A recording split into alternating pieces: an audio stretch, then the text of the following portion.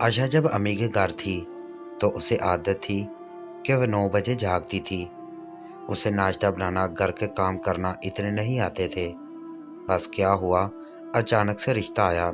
लड़का अच्छा था और अम्मी अबू ने जल्दी जल्दी शादी कर दी। शादी के चंद दिन गुजरे थे। सुबह के 9 बज रहे थे। ससुर ने देखा अभी तक बहू सोई हुई है। ससुर ने बेटे को बुलाया, चांद, तुमको कोई शर्म हया भी है कि नहीं? चांद ने अब्बा की जन्म देखा। अबू जी, क्या हुआ है? तेरी बीवी अभी तक सो रही है। वो कोई नवाबजादी है या किसी बादशाह की बेटी है? जा उसे उठा, जाकर कल से मैं ना देखूं कि वो फजर की नमाज के बाद सोई हो। चांद अब्बा से अब क्या कहता। कमरे में गया, आशा के चेहरे की जानब देखा। वो प्यारी सी शहजादी, मासूम सा चेहरा, बेफिक्र होकर सो रही थी।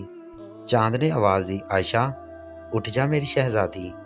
आयशा खरगोश की नींद सो रही थी। चांद ऑफिस के लिए तैयार हो रहा था। पास आया, आयशा से हिलाया, आशा उठ जा।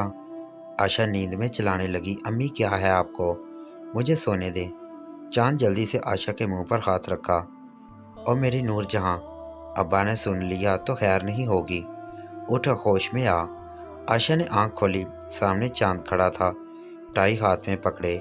आशा की आंख मलते हुए बोली, आप सुबह सुबह कहाँ चल दिए? चांद ने गुस्से वाला मुंह बनाया, मैडम टाइम तो देखो ज़रा, 10 बजने वाले हैं। आप हैं कि आंख ही नहीं खुलती। आशा मुस्कुराने लगी, अच्छा सॉरी मेरी जान। चांद पास बैठा, आशा के बिखरे बालों में हाथ फेरा, फिर आयशा से बोला, अच्छा सुनो। आशा कंधे पर हाथ रख कर, जी चांद। चांद प्यार से बोला, अब्बा ने बहुत गालियां दी हैं, कसम है अब्बा कह रहे थे कि अगर कल तेरी बीवी फजर के टाइम ना उठी तो देखना। आयशा उदास हो गई। चांद उदासी समझ गया था। आयशा, मैं जानता हूँ तुमको आदत नहीं है इतनी जल्दी उठने की। आहिस्ता आहिस्ता इस घर को और इसके घर के लोगों को समझ जाओगी। तुम परेशान ना हो, मैं तुम्हारे साथ हूँ। आशा के दिल को सुकून सा मिला, मेरा चांद मेरे साथ है। चांद आहिस्ता से बोला, सुनो, मैंने तुम्हारे लिए नाश्ता बाजार से ले आया हूँ, अब टाइम से कर लेना और भाभी लोगों के साथ काम में हाथ बटाना। चांद जाने लगा। आशा जल्दी से उठी, चांद जी बात सुनिए। चांद ने मुड़कर देखा, आशा दौड़कर सीने से जा लगी। चांद ने माथे पर बोसा किया, मेरी शहजादी, जाओ जाकर मुंह धो लो, क्या भूतनी बनी हुई हो। आशा बहुत खुश थी, शावर लिया, फिर नाश्ता करने लगी। सास ने आवाज़ दी, महारानी उठ गई हो क्या? आशा कमरे से बाहर आ गई, जी अम्मी, तुमको कितनी बार कहा है सुबह जल्दी उठा कर, लेकिन तुम्हें शर्म है या नहीं? आयशा आहिस्ता से बोली, अम्मी कोशिश तो करती हूँ लेकिन फिर नहीं उठा जाता। सास ने गुस्से से कहा, हाँ हाँ, तुम सबसे अलग हो ना, नहीं उठा जाता। जा, अब कपड़े धोने वाले पड़े हैं, धो जाकर। दरअसल आशा को कपड़े भी धोने नहीं आते थे। वो तो अम्मी अबू की लाडली सी थी। जबकि शादी से पहले आशा के घर वालों ने साफ साफ कहा था कि हमारी बेटी को कोई काम नहीं आता, अगर आपको मंजूर है तो शादी कर लें। तब तो चांद के माँ बाप खुशी खुशी मान गए थे। आशा अब चुप थी, अब उसे घर भी तो बसाना था। कपड़ों का ढेर लगा हुआ था, घर, देर, जेवर, जेठ, उनके बच्चे सब मिलाकर कोई 17 अफराद बनते थे। सबके दो दो सूट, कपड़ों का ढेर था। कपड़े धोने लगी, शाम के 4 बज गए थे। मुश्किल से कपड़े धोकर फारग हुई। जिस्म टूट रहा था, अब यूं लग रहा था जैसे जिस्म में जान ही नहीं। थक कर टूट गई थी, अब बस वो बिस्तर पर लेटकर सोना चाहती थी।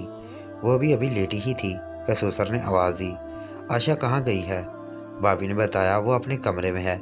ससुर तो सारा दिन घर से बाहर रहता था, अभी आया था, देखा आशा कमरे में है। गुस्से में कहने लगे, मैं सुबह गया था घर, शाम को आया हूँ, वो अभी तक कमरे से बाहर नहीं आई। गुस्से से आशा के दरवाजे पर हाथ मारा। आशा डर कर उठ गई, अबू क्या हुआ?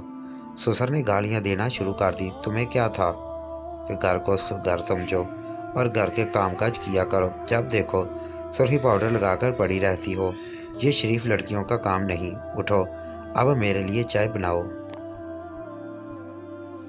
आशा डर गई थी, थका हुआ जिस्म लिया किचन में चली गई, चाय बनाने लगी। उसे बहुत सर्दी लग रही थी। ससुर को चाय दी और कमरे में जाकर लेट गई। थकन से आंख लग गई। चांद घर आया, देखा आशा सो रही है। चांद मुस्कुराकर आशा की जानब देखने लगा।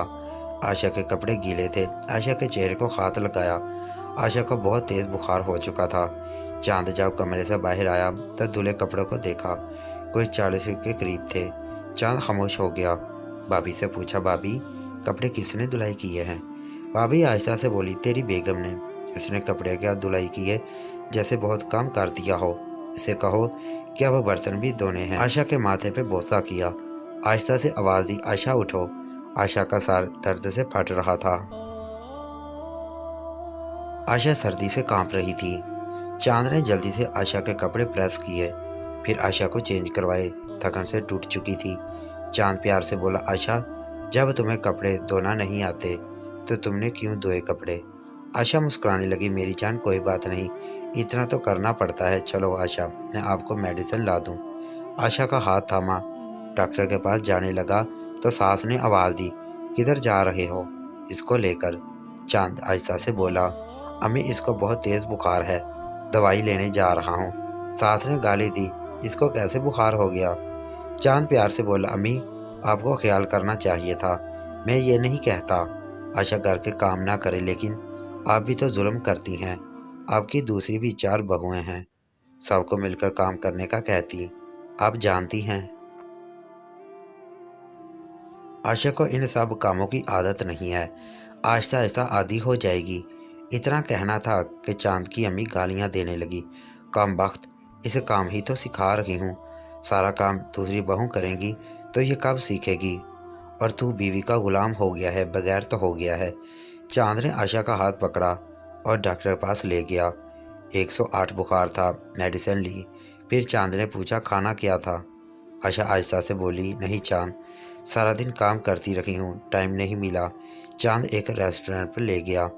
आशा बुखार में क्या खाती, लेकिन चांद की इतनी मोहब्बत देखकर आशा का आधा बुखार तो ठीक हो गया था।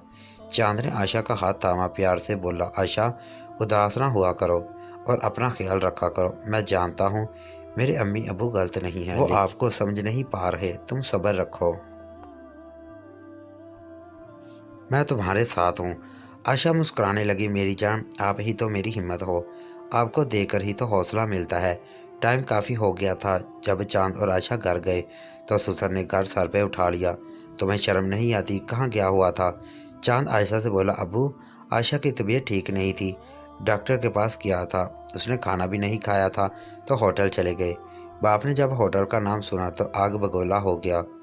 कभी मैं तेरी माँ को होटल लेकर गया हूँ क्या? शिव घरों की लड़कियाँ होटल नहीं करती, ये शैतान औरत कुछ करवा कर दम लेगी। घर में रोटी नहीं थी क्या जो होटल पे चले गए? ससुर का इतना गुस्सा लहजा देखकर आशा बेहोश होकर गिर पड़ी। चांद ने जल्दी से संभाला, कमरे में ले गया। आशा का सर अपनी गोद में रखा, बहुत परेशान था। आशा अभी पढ़ रही थी यूनिवर्सिटी में। माँ बाप ने इसलिए जल्दी शादी कर दी थी कि बाबा बीमार रहता था और भाई कोई था नहीं, तो माँ बाप ने ब्याह दिया था। सबसे छोटी थी, घर में लाडों में पली थी, लेकिन ससुराल में सुकून नहीं था। वक्त गुजरने लगा, ना जाने क्यों सास ससुर भाभी लोग सब आशा के साथ अच्छे नहीं थे। शादी को 3 साल गुजर गए, लेकिन औलाद ना हुई। ससुर ने एक जुल्म ये भी किया था कि आशा को एक हकीम से दवा लेकर दी और कहा, ये खाओ, इससे औलाद होगी। आशा ने चंद हफ्ते वो मेडिसिन खाई, लेकिन वो मेडिसिन इतनी जहरीली थी कि आशा को खून की उल्टियाँ आने लगीं। जब अम्मी के घर गई तो अम्मी ने डॉक्टर को चेक करवाया और वो मेडिसिन भी दिखाई जो ससुर ने आयशा को खाने के लिए दी थी। डॉक्टर ने सर पकड़ लिया, ये मेडिसिन तो औलाद ना होने के लिए दी जाती है। आयशा रोने लगी, मेरे साथ ऐसा क्यों कर रखे हैं? खामोश रही और दवा छोड़ दी। ससुर का जब पता चला आयशा वह दवा नहीं खाती तो गालियां देने लगा। अब ससुर चाहता कि आयशा को तलाक दिलवाकर चांद का दूसरा ब्याह कर दिया जाए। पता नहीं दोनों सास ससुर को आयशा से क्यों नफरत हो गई थी। एक दिन जिठानी ने बताया, आशा घर में तुम्हारी तलाक की बातें चल रही हैं। आशा परेशान हो गई। चांद रात को घर आया। आशा चांद के लिए खाना लेकर आई। चांद खाना खा रहा था। आशा आशा से बोली, चांद एक बात पूछूं? चांद मुस्कुराकर बोला, हाँ पूछो। अगर मैं माँ ना बन सकी तो क्या मुझे छोड़ दोगे? चांद हंसने लगा, क्या फजूल बात कर रही हो, जाओ मेरे लिए चाय बना कर लाओ और दोबारा ये फजूल बात ना करना। आशा खामोश हो गई, चाय बनाने चली गई। एक दिन सास को मोहल्ले की किसी औरत ने कहा, तुम्हारे घर हर वक्त लड़ाई झगड़ा रहता है, तुम सही बाबा के पास चलो, वो बहुत पहुँचे हुए हैं, तुम्हारे सब काम हो जाएंगे। सास बाबा जी के पास गई और कहा, हमारे घर में सुकून नहीं है। बाबा जी ने भी बस इधर उधर की कहा और तुम्हारे घर में कोई जादू करवा रहा है और बहुत सख्त जादू है। सास का ध्यान सीधा आशा पर गया, वही जादू करती है, इसलिए तो उसके यहाँ औलाद नहीं हो रही।